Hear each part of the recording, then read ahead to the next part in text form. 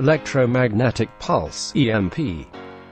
In considering emergency communications arrangements, it is without doubt that the threat to those arrangements came in the form of EMP effects.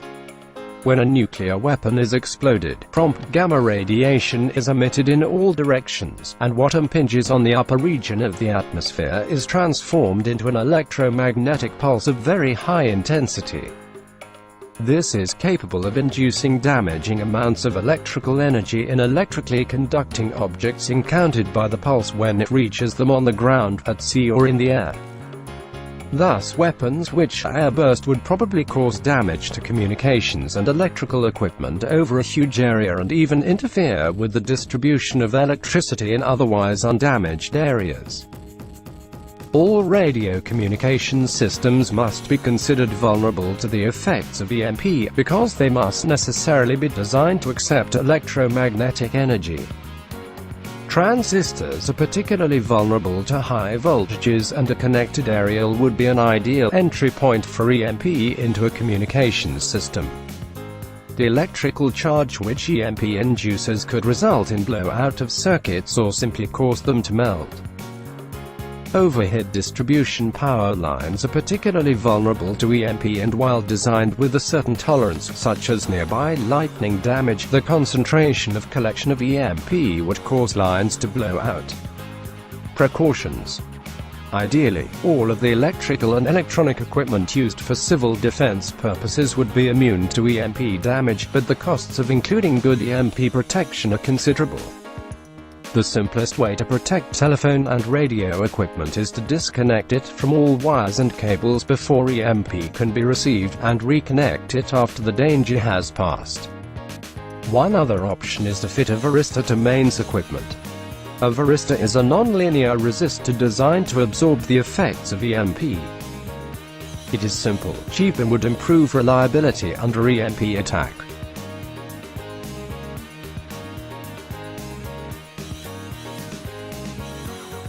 Local radio, wartime broadcasting.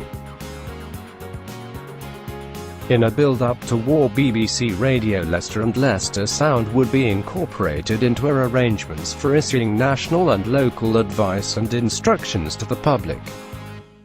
National advice would be broadcast from the BBC in London in accordance with the Protect and Survive series of publications. As an interesting point, the National Civil Defence broadcasts were produced by the same company who created the "Charlie Says Never Go Off with Strangers" adverts. Remember, Charlie was a cat who would always eat a fish down to the bone at the end of each advert. In terms of local advice, both radio stations would carry civil defence broadcasts from County Hall.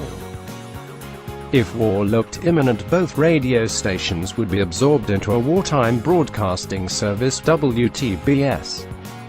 The WTBS was a network of BBC radio transmitters equipped with their own generators. Both the regional government HQs at Chalfont Drive, Nottingham and Scandalby, Lincolnshire, and the sub-regional government HQ at Burdour Street, Loughborough, had recording studios to enable announcements to the public. Selective staff with the necessary broadcasting skills would be required from a local radio stations to be posted at these locations. After-attack broadcasts would be made from regional and sub-regional HQs advising the public on fallout conditions, when release from shelter was possible, feeding arrangements, and where to report for reconstruction duties. The service offered would have been limited due to the need to conserve power. Broadcasts would have been made at selective times of the day and provide essential information only. Information to be broadcast would be fed through by county controllers for regional information officers to select appropriate material.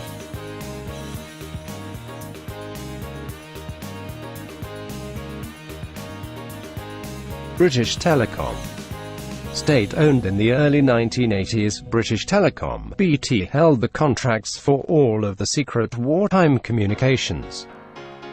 As has already been touched on, BT maintained the Air Attack Warning Network. BT also maintained the following: Telephone Preference Scheme (TPS), operating since 1962. Even if you are not aware of it, every UK landline and mobile phone participated in the TPS. In essence, to avoid the network overloading, lines are categorized and priority given to certain groups of numbers and withdraws the connection for those categorized non-essential in a build-up to war. You can imagine in such a situation there would have been a massive increase in volume of calls with worried relatives etc., and the system may have failed to cope. Thus, in the period of international tension prior to nuclear exchange, home users would find their line was dead.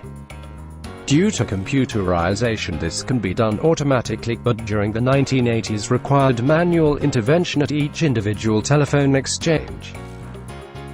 The TPS categorization system was simple, with priority given to Group 1 lines and discretionary disconnection possible on Group 2 lines. Group 1 included county and district war HQs, parish controls, radiological reporting posts, county and district food depots, emergency feeding centers, rest centers, information centers, hospitals, power companies and the emergency services lines. Emergency Communications Network (ECN). Designed to operate post-attack, ECN was a special wartime communications system employing supplementary private wire landline, message switch, and VHF radio facilities. The ECN was to provide communications between regional and sub-regional headquarters, county and district war HQs, police headquarters and the UK WMO. The ECN offered the following facilities: regional and sub-government headquarters, a landline, message switch facility and radio link to adjacent regional government bunkers, county main and standby wartime HQs, UK WMO group controls, a landline link to the emergency manual switching scheme, explanation to follow, a radio link to the headquarters of police forces within the region, county and standby wartime HQs, a landline, two-way message switch and radio telephone link to the regional and sub-regional government bunkers, a one-way teleprinter link with UK WMO group controls, a landline and two-way teleprinter link to the police HQ, switchboard with 8 extensions fitted and facility to increase to 50, district wartime HQs, a private wire land link to county wartime HQ, switchboard with 8 extensions and facility to increase to 18.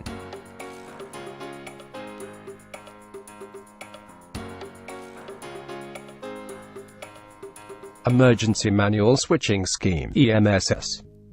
The EMSS used the old-style manual plug-board type exchanges. In Leicestershire, the EMSS was to be operated from the fallout shelter in the basement of the Cardinal building on Humberston Road in Leicester. Photographs and diagrams to follow. Government departments, essential industries, county and district war HQs, the police and fire service were linked into EMSS. During and immediately after attack, only directly connected trunk subscribers to the EMSS and those covered by special priority facilities would have been given access to the EMSS operator.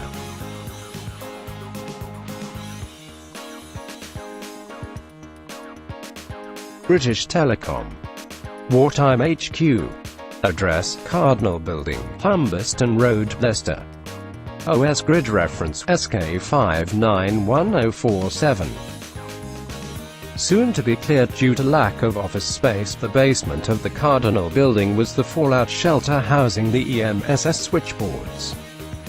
The male and female dormitories have been stripped bare and so are not shown.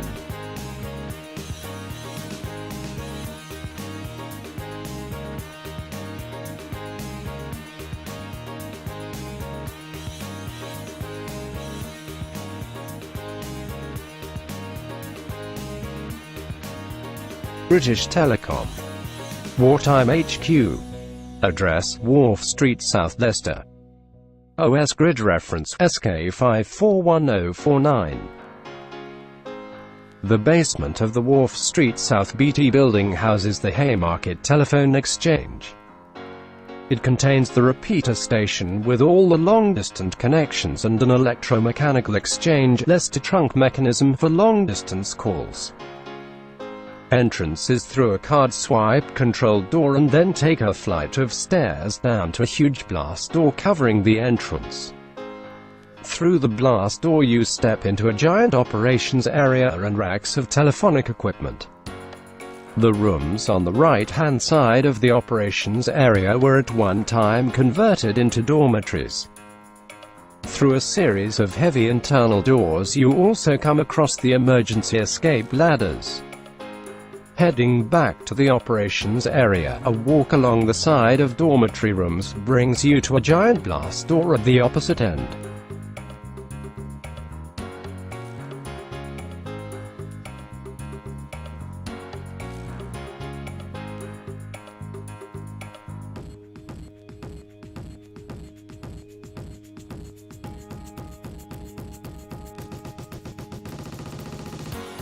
British Telecom. Wartime HQ. Address: St. George Tower, St. George Way, Leicester. OS grid reference SK593041. Mystery surrounds the exact contents of the basement of St.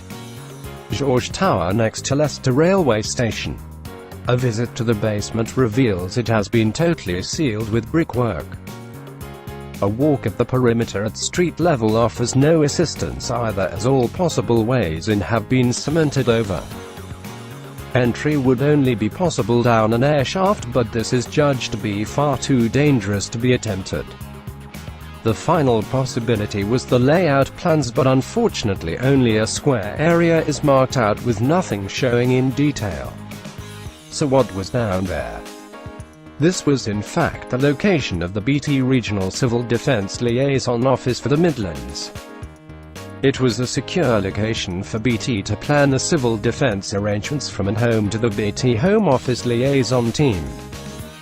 Sadly, however, I fear its exact contents and intended occupants may never be known.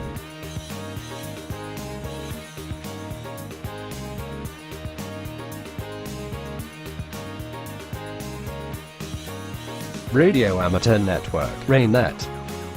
RayNet was born out of the voluntary communications assistance offered to the authorities during serious flooding of the East Coast during the 1950s. Despite being only voluntary and completely self-funding, RayNet would have provided vital communications links under post-strike conditions. Receiver transmitters, capable of speech and telegraph working and crystal control to the 4 radio frequencies allocated to RayNet, were provided at each of the local government control bunkers.